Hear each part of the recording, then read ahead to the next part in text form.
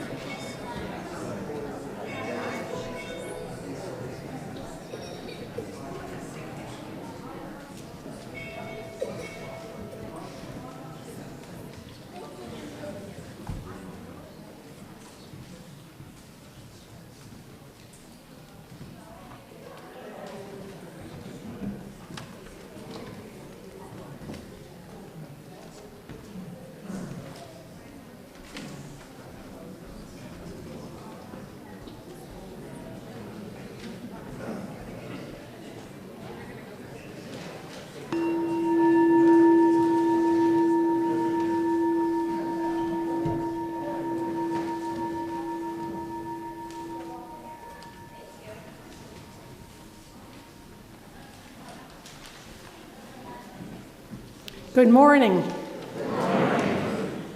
My name is Deirdre Gordon, a member of the Board of Trustees. Welcome to all of you here and all of you who are joining us online. We're so glad to have you with us this morning. A special welcome to visitors. Please be sure to join us for coffee and conversation across the hall after the service. There is so much going on here at MLUC. Be sure to check the back of your order of service and the MLUC.org website for updates about upcoming events. This community is one of hope and caring, where every person matters. We aspire to live our values every day, keeping love at the center of everything we do. This is such a challenging time in the world and in our country today, and now more than ever, MLUC offers a safe and nurturing place. You are welcome here. Everyone is welcome here. Our worship team for today includes the Reverend John Morehouse, our senior minister, Don Schaar, Sarahs-Borchelt, our Director of Learning and Family Ministries, and Deborah McKnight, our worship associate. Music today is provided by Meadowlark. And thank you to the folks managing sound and tech. Now we have a brief announcement from Ron Rose.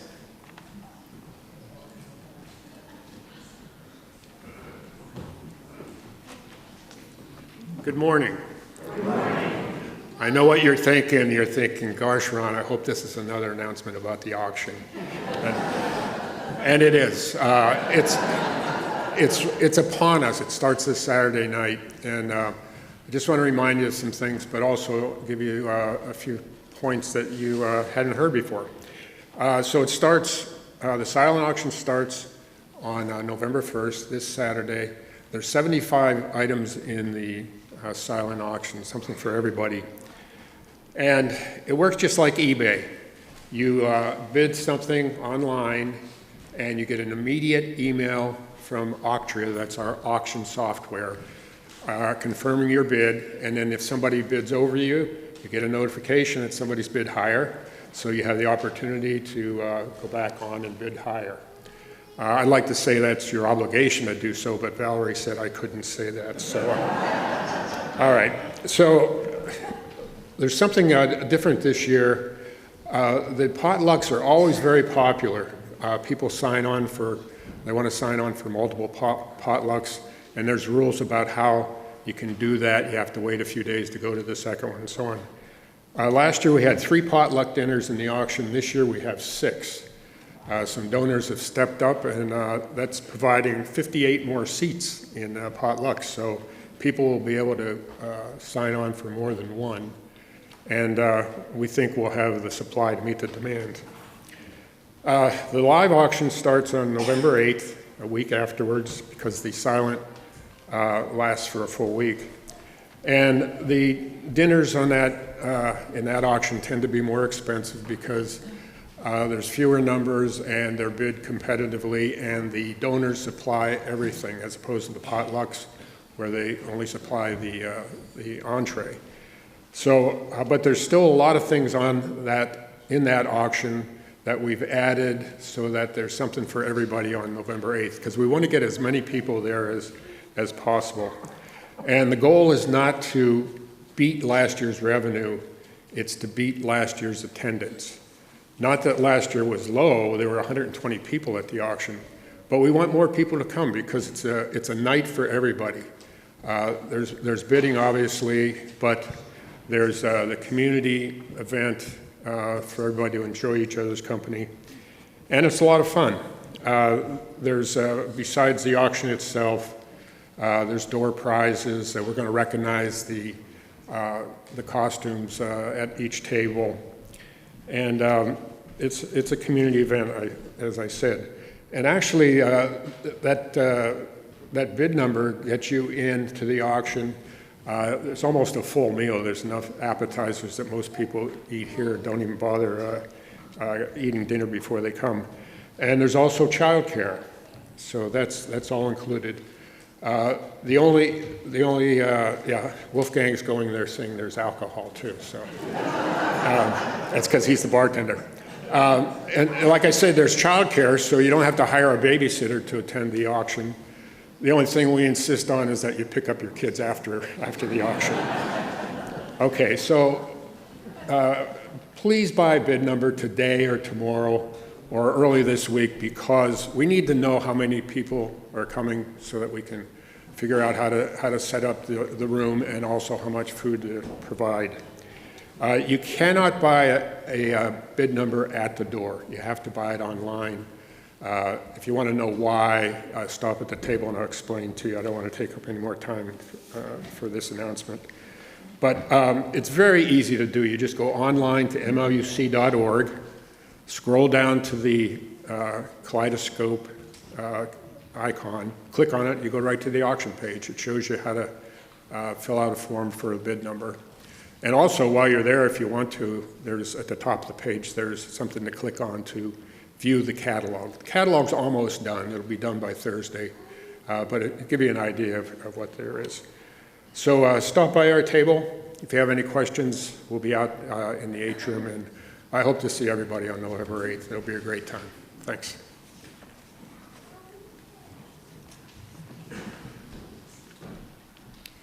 And now, please silence your electronic devices and join me in affirming our mission. Together, we transform lives through love, service, and our welcoming faith.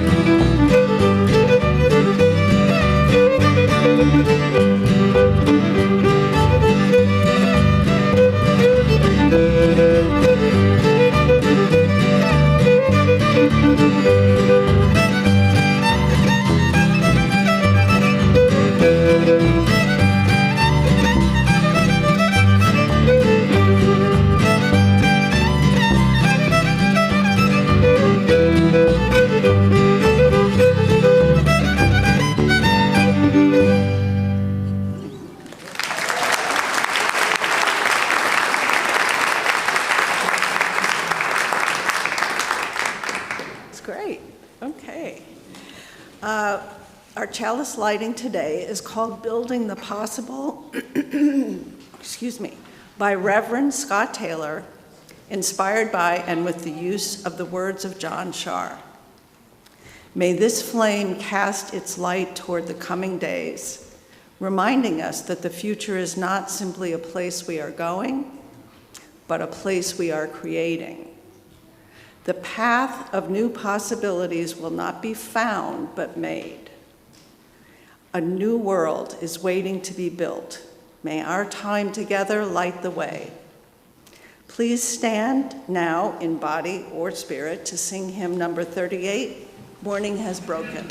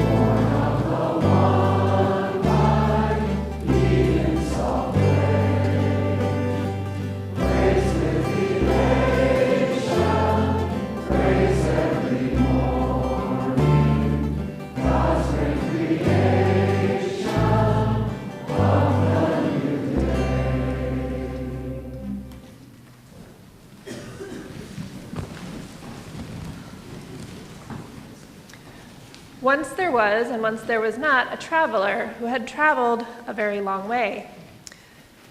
Her feet were tired, her back was tired, and she came to a village and sat down in the middle of the square for a rest and looked around. And in this village, there didn't seem to be all that many people. At least they weren't out in the village square.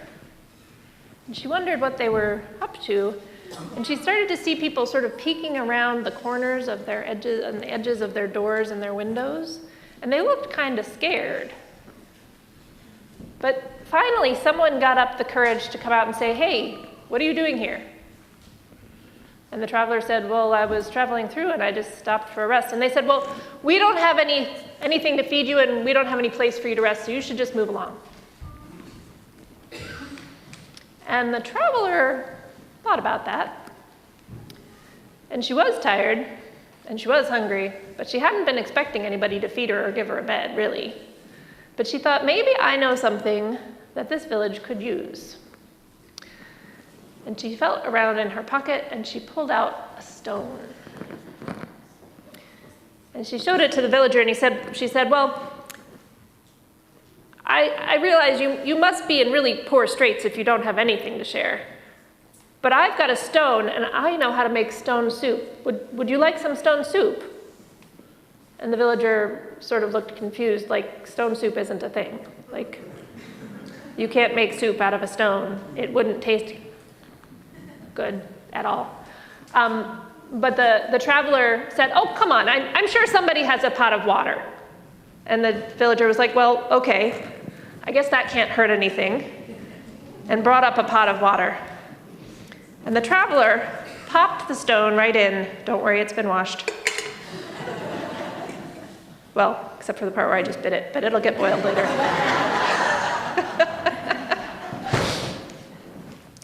Built a little fire, put the pot of water with the stone on the fire, and let it start to bubble up. And then, sort of loudly, but not really talking to anyone in particular, the traveler said, "This stone soup is going to be so delicious. But you know what? It would be even better if it had an onion."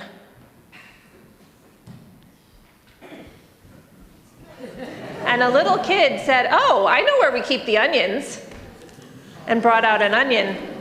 And so the traveler, I didn't practice with this knife. We'll see. Okay, it's all right. This is one of the good knives. There are good knives and bad knives in the church kitchen, I can tell you. So the traveler just peeled that onion, chopped it right up. One time I did this with my toddler climbing on me, and people got really nervous. But this is okay.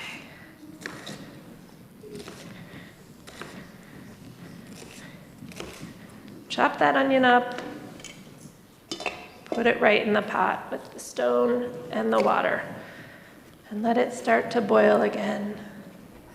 And the traveler said, "Garlic. Garlic would be the thing that would really make this soup good." Somebody brought up some garlic from their cold storage. The traveler chopped up some garlic.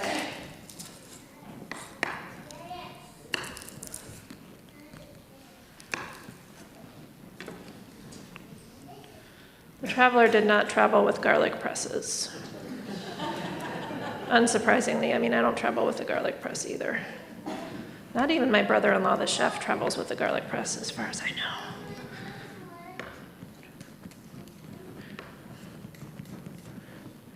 Okay. Put the garlic in. And once it was bubbling again, very oniony, garlicky. The traveler said, "I wonder if anybody happens to have some carrots. I know they're hard to come by, but that would make this soup so much better."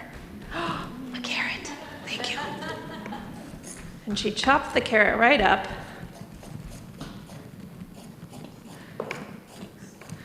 And even while she was doing that, because she thought people were starting to get the feeling for it, said, I think if we had a green vegetable, that would go really well. You need all your vitamins. You need your orange vegetable vitamins and your green vegetable vitamins. Yeah, a green pepper and some celery. Those would do nicely. Okay, so there we go. Here we go. Yeah, I think you can leave that one there. You can leave it there, though. Okay, so the green pepper chops up really easily. Doot. Doot, doot, doot. There's lots of green pepper. Oops, did we get green pepper on the floor? I think it's okay. And some celery. Oh, this celery is kind of dirty. I did not wash it ahead of time. Okay. And the carrot's escaping.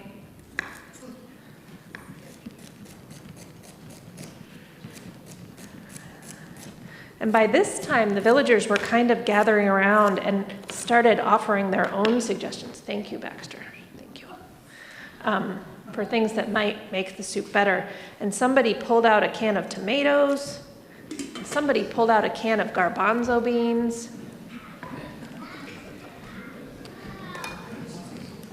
And then somebody said, I know we have spices. Why are we all standing here not bringing up our spices? I know this smells so good, but it would smell even better with some spices.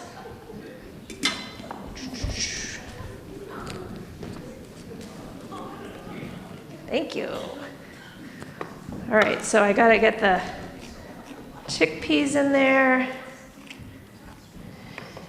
And normally I drain these, but I think it will be okay. Oh yeah, the salt, we need salt too. Salt would be good. I mean, you really don't want soup without salt, probably. So okay, we've got turmeric. We've got paprika. It's really good with this much spice. I don't know what you're all laughing about. A little bit of cinnamon. Some basil. There we go. And a bay leaf. You always need a bay leaf, right? The traveler was very impressed by the bay leaf. No babies in the soup. Nobody offered a baby to put in the soup, which is good because that would have really worried the traveler. And some salt. Salt is very important. I agree. Yeah, too much isn't good, but I'm a pretty good cook, so I'm confident that that was the right amount of salt. And then they let it all cook up for a little while. And we're going to do cooking show style here. We're almost there for the chicken, Baxter. Finally, the soup was cooked. It smelled amazing. And everybody in the village almost was out in the square watching to see what would happen next, because that stone soup was pretty magical. And finally, the traveler said, this soup is great, and I think there's enough for everybody to share, but it would be even better if we had some chicken and maybe a loaf of bread.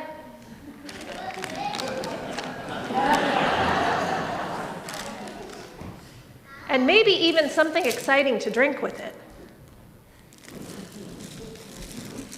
I got places to put stuff. Martinelli's sparkling cider. And they ate, and they drank, and they made merry. And the traveler felt really good, and all the villagers felt really good, because even though they had been scared at first, they changed. As they got excited about making the soup together, their attitudes changed, and they became happy and generous and loving. And they felt much better than they felt before this story started. Now, I'm going to invite the children and youth to go out to their classes. I do need some help because some of this stuff needs to go into the kitchen because the youth group is going to make soup, which you can purchase at a nominal price at coffee hour as a fundraiser for their spring trip. And they need most of this stuff in the kitchen. So if you are a child who is going out to your class, if you could come up and grab something so I don't have to carry everything, that would be very helpful.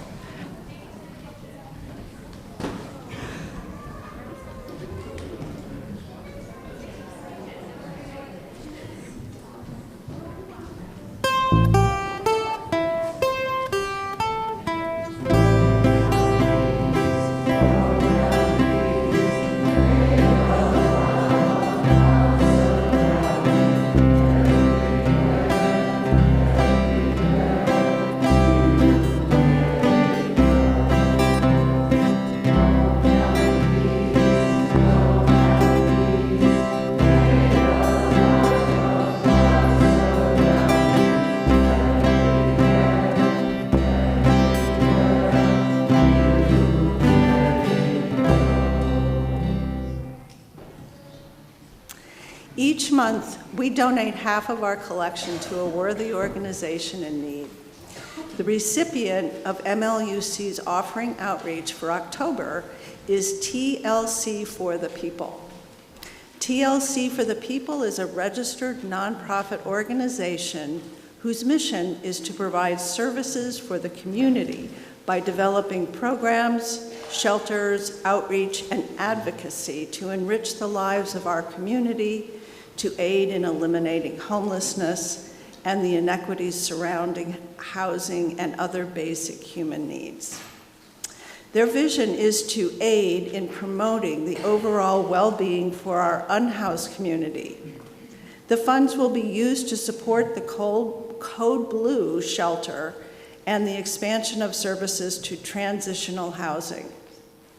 The organization aligns with UU Principle Number 1, the inherent worth and dignity of every person, and number 2, justice, equity, and compassion in human relations.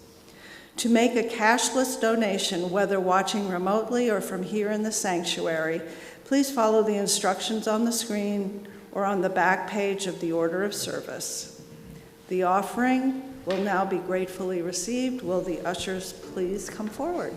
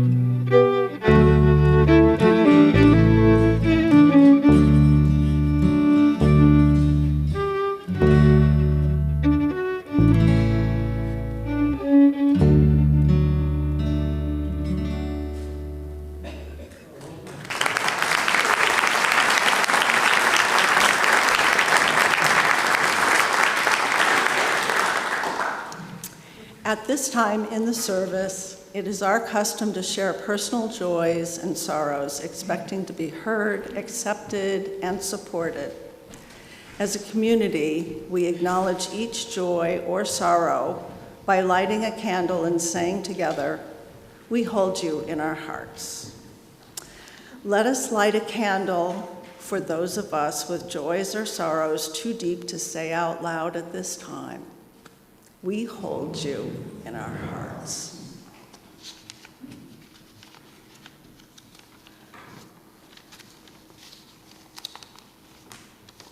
Our reading today is called Web by Denise Levertov. Intricate and untraceable, weaving and interweaving, dark strand with light. Designed beyond all spiderly contrivance to link, not to entrap. Elation, grief, joy, contrition entwined. Shaking, changing forever, forming, transforming. All praise to the great web. Please join me now for a moment of silent reflection.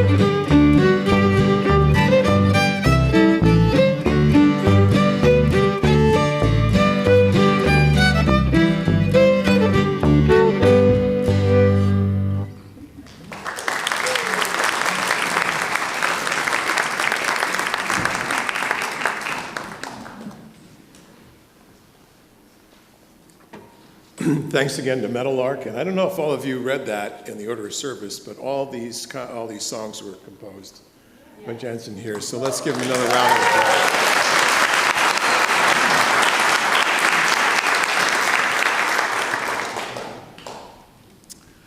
It's good to see so many of you here this morning on this bright day. I tell a story, as I often do when I begin a sermon, and this one is no different. This one goes back all the way when I was 12 years old. As I stood before a temple in Mysore, India, I could feel an energy there that I can still feel today. It was actually a ruin of a temple, and it was dark and overgrown. The air was hot and humid, the smell of dung and incense thick enough to almost see. But all I could see from the doorway was a lonely holy man in the temple over a fire with a pot of rice. I hesitated as if some unknown force was holding me back. There was something very powerful within that dark space that I was both eager and afraid to see.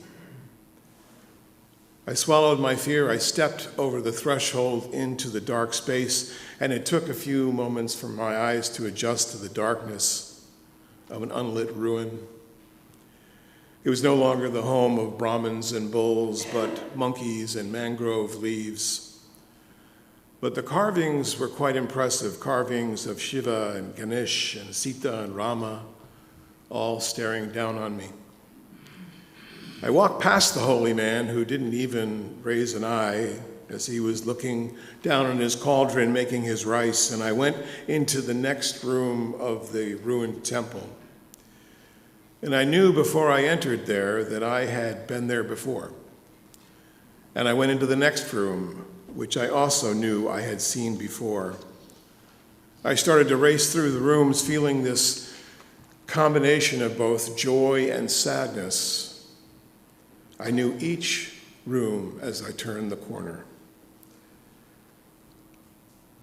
And then, as if I was being pulled yet out of the ruin, I ran back out of the bright sunshine, hot, transformed.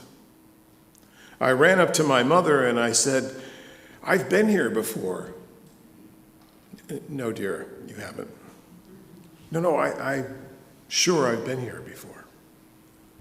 And she looked at me and perhaps silently thought I needed psychiatric help.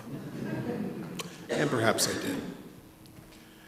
Entering that temple, the fire and darkness that moved me so much was later to confirm my later belief in reincarnation, which is a sermon for another day. But the foreknowledge was so strong that it led me ultimately into my calling in ministry. And I've been following that call to the religious life for all of my adult life. There was a heady optimism of my first business at a time in the 1980s when I thought solar energy was going to save the world.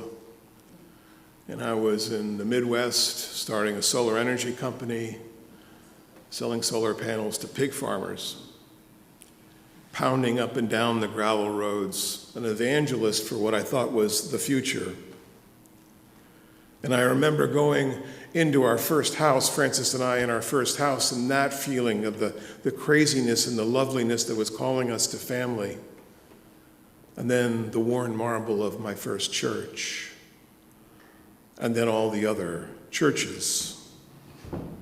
Anytime we step into a cauldron of a new experience, we are always being called back into something that happened to us before, even if we are not conscious of that. And I think we're in a time now of courage and hope and fear.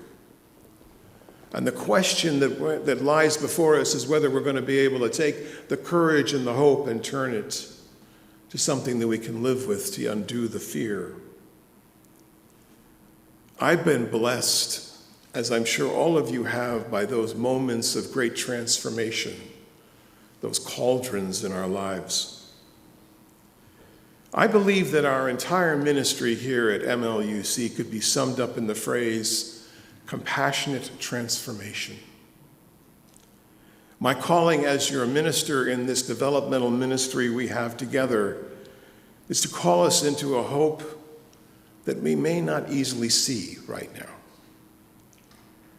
We transform suffering into meaningful purpose, my friends, by the cauldron of our compassion that we show those who walk through our door and those communities that we serve beyond our door.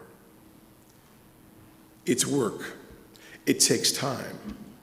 It's not something that just happens. It's not like an evangelistic aha moment. It happens to us as the heat of life keeps us moving and transforming. Our calling together is really quite simple. Transformation is something, I believe, something we all think we want, perhaps even need, but we really don't. Because the problem is that when you actually start transforming, you have to change the way you live, right? You have to change some of the things that are happening in your life in order to make room for the new things to happen in your life. I think a lot about this story of stone soup. Everyone was afraid of someone else, right? Suspicious of the stranger, enveloped in their own fears. For all we know, the government was making them disappear. Does this sound familiar? And then comes this stranger, this fire person, who sees the fear and sees the worry, the want, and asks only for a pot or a cauldron, some water, and a stone. The stone. The stone, of course, is really nothing, right? But then it's everything at the same time. Because as the stone cooks in the water, people are now curious by who would have faith to make stone soup in the middle of our village. And they bring what little they have, and they make it a stew. They take the cauldron of water that is boiling there with a stone in the center of it, and they add the ingredients of their own lives, and in so doing, they become transformed as a community. Do you understand what I'm saying here? We're being transformed by our community. You're bringing the gifts to the stone soup of this place. Fear transformed to community. Water transformed to food. What is holy in the story? Well, a great deal is holy in the story. I think the stranger, for one, is probably the most holy. The food that's produced is holy. The villagers themselves are holy. They are bringing all that to the project of transformation. But the cauldron, as a vessel of that which holds us, that is also holy. And the water that is boiling in it, that gift of water that makes us who we are, that helps to transform things, is also holy. But as one commentator said, perhaps the strangest of all is the stone itself, right? What's a stone? Stones all over the place. Buildings covered in stones. But a stone is more than just a stone. A stone is a symbol of that which is permanent in our lives, that which holds us to the ground on which we live. A stone is a powerful metaphor. Now, I don't know if I have my physics right, but I often believe that energy is always moving, right? And we're always just a collection of energy that's bouncing around and held in form together. That's what quantum physics teaches us. And so what if a stone and things that are so immovable as to appear dead and inert are actually energy vibrating at such a fast speed that they appear to be completely solid? Imagine the power that's inside of a stone as the metaphor for that which is the power that is inside of us. Stones like the stones of the ruined temple in Mysore, stones like the image of Shiva, the god of creation and destruction. Turning a stone into soup, turning fear into compassion. It's hard and it's dangerous work, but friends, we have at our disposal something quite powerful. And the power we have is the covenant which drives us together. That's that old word I talked about last time. Covenant is the cauldron which holds us. A covenant is a continuing story of transformation. This church has been here for decades. This church has been huge at one point. 750 adult members, 250 kids. That's why there's this classroom building behind you. And then there was a shrinkage, and now there's a growing again, but in a different way. It's not just about the numbers. Now it's about the community here. It's about all of you. You are the stones in the soup that are holding the pot down. A people so bold, as the song goes. Opening the door to those who are different from yourselves, or maybe even more importantly, going out into the world to be with those who are different from ourselves, to be on the side of love, to stand with black lives and brown lives and queer lives and migrant lives and your lives. As we approach the 70th anniversary of this church, I invite you to consider what is happening here as something quite different than whatever happened in the past. This is not just about something you get, but something you give. Have we made mistakes? Yep. Mistakes will happen, as they say. Or during the Bush years, George W. Bush, mistakes were made. Okay. We make mistakes, right? We make mistakes. Mistakes happen all the time. That's the nature of being in a community, and that's also the nature of the cauldron itself. We are being transformed through the mistakes and the successes, and it takes both. It's not an upward and onward journey forever, friends. Sometimes we step backwards, sometimes we stumble, sometimes we fall. And in the falling, we are also being transformed. Many of you come here on a Sunday or during the week, and you feel at home here. And I hear that metaphor often about home, and it's an important metaphor. But a home is also a place that opens its doors to people who are different. A religion in the shared faith in humanity, in the future that even in times like this, these desperate times, with the president building a ballroom that's bigger than the entire White House, we are here to do something that has not been done before. And that is to truly transform not only our own lives, but the lives around us. And churches across, churches across our country, across our world, from Romania to the Philippines, have been doing the same thing for 500 years. A lot of people think we're some New Age religion. We're in a New Age, but we're not a New Age religion. The power of hope and transformation is all around us. And when you enter here, you come here both as a homecoming and an outgoing. A homecoming and an outgoing. This is the place where, regardless of what you believe, you will find your home here, because this is where the home is. You come here to be fed spiritually and then to serve. And I see this happen all the time. I've seen it throughout the years that I've been doing this work. People will come, and sometimes they sit in the back row, and I'm not pointing anybody out because I don't have my glasses on. You're a Monet. But you're sitting back there, and maybe you're crying. Maybe you've been coming here every week for the last month or so, and you just cry. And I've had people tell me, oh, I don't know why I'm crying. I can tell you why you're crying, because your heart is being opened. And usually folks who are brand new here, I say, listen, just come for a while. Get the vibe. Be with us. Eventually, you will feel the need to go out into the world and do something with this newfound faith, this beloved faith of ours, this transforming and welcoming faith. The world around us now is in tremendous need. I know it's exhausting. The exhausted majority, one political commentator called it.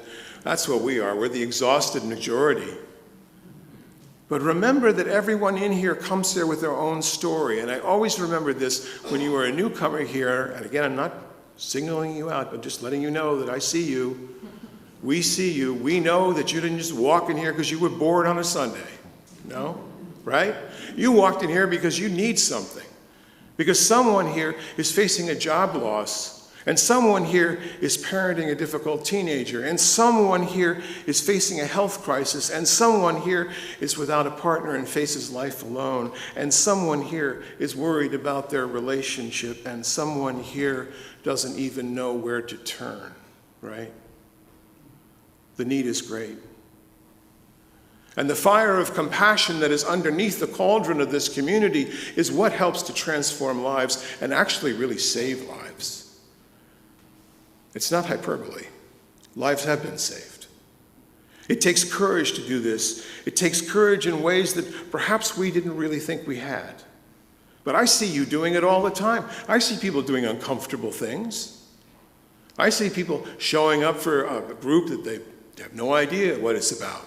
I see people out on the streets, the No King's Day protest. I see people knocking on doors. As one sign said at the No King's protest, this has to be really bad for an introvert to be out here like this. Right? Not all of us want to be out there. But some of us feel like we have to be out there. Because, friends, we want to move from being the wounded to being the wounded healers. We want to move away from just feeling the pain of the world around us or in our own personal lives and actually take that pain and be with others, right? That's what we need. But we need not be sanctimonious about this. This is an important point.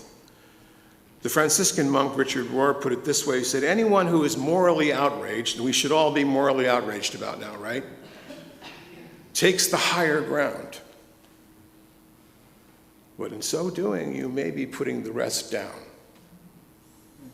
So let's not be sanctimonious about the higher ground that we're on, because we're stumbling on the ground, no matter where we are. To be transformed is to admit that we are broken and that we are ready for love, and love sits at the center of our faith as Unitarian Universalists. Can you hear me now? This is where, as I said in Miller Williams' closing last week, this is where the spirit meets the bone. Where we don't know what's happening in people's lives, but you can bet that there's something happening. I've met many of you over the last few years that I've been here, and I've been always amazed and heartened at the spirit of faith you have in one another. A religion about people first, right? In her book, The Great Emergence, Phyllis Tickle says, we are on the edge of a great transformation, a global transformation. And of course, like all transformations, it has to get a lot worse before it gets better. In case you're wondering what's going on. That's what's going on. It's getting worse before it gets better. And that's the work that we're here to do. We're here to hold the wounds and hold those who need holding as we move through this transformation until we break through to the other side. And I absolutely believe we will break through to another side. And I love the diversity in here. You know, sitting in these chairs, we've got theists and agnostics and atheists and pagans and liberal Christians and Jews and Buddhists and the new hybrid Boo-Jewitarian. Which somebody described to me the other day, and I thought, that's great, I love that. And sometimes we don't agree with one another.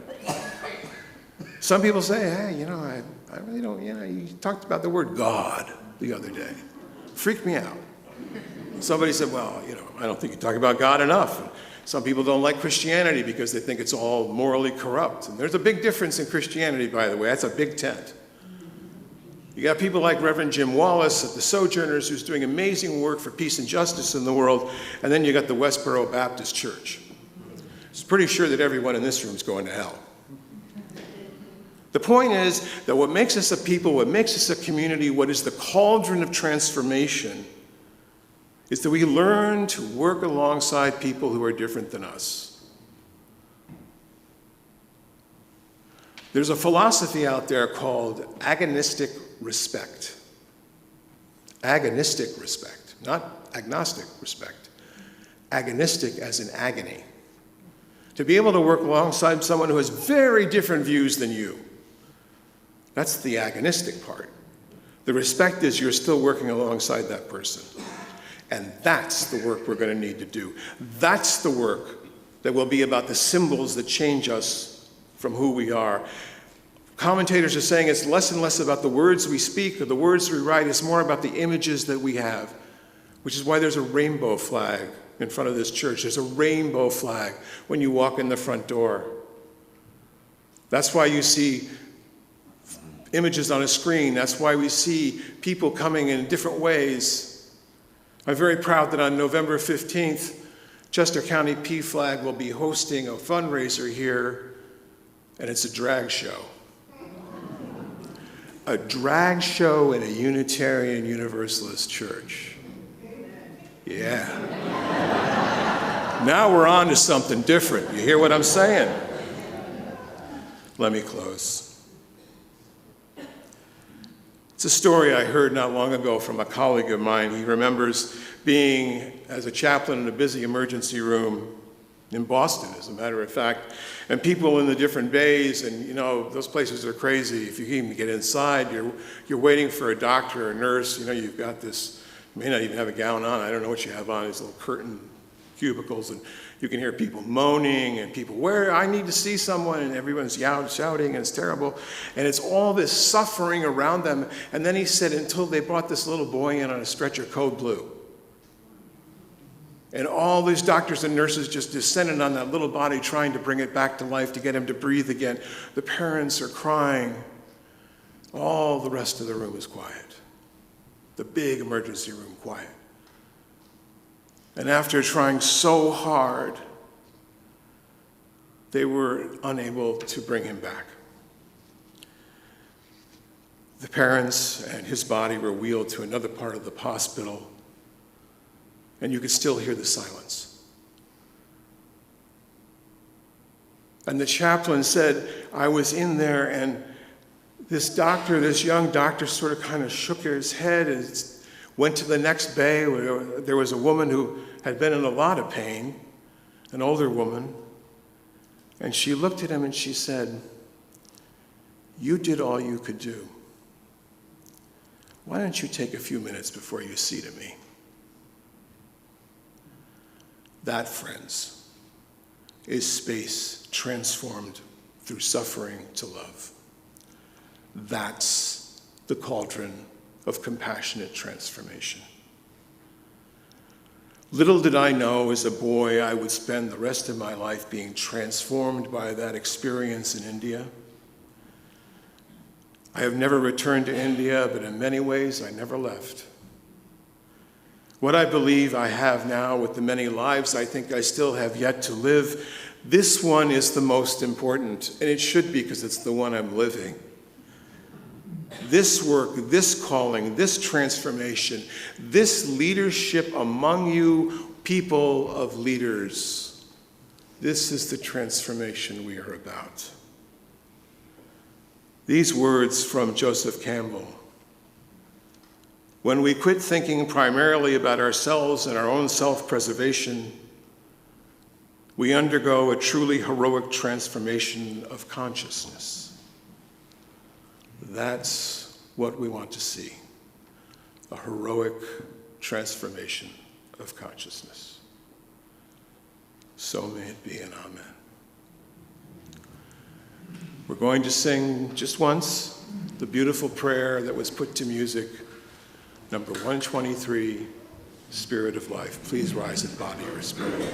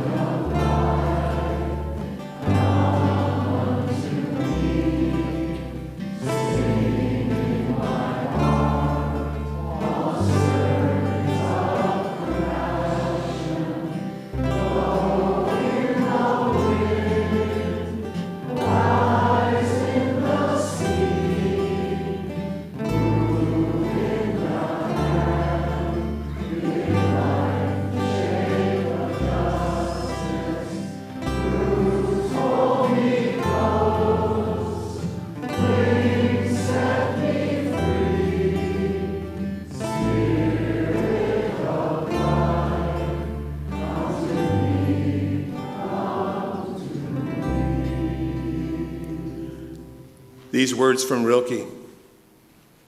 These are the words we dimly hear, you sent out beyond your recall. Go to the limits of your longing and embody love.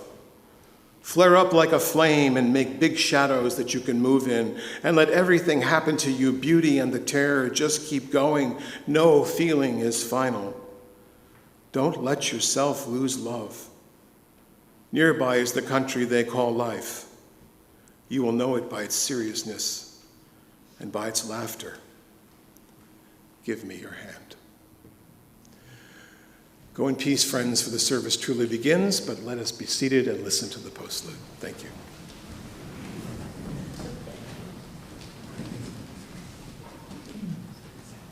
So I hope you'll keep in mind that this coming Saturday, after you've bought your auction number and made your first bid, you'll come here for our barn dance, which starts at 7:30 this coming Saturday. It's going to be a blast.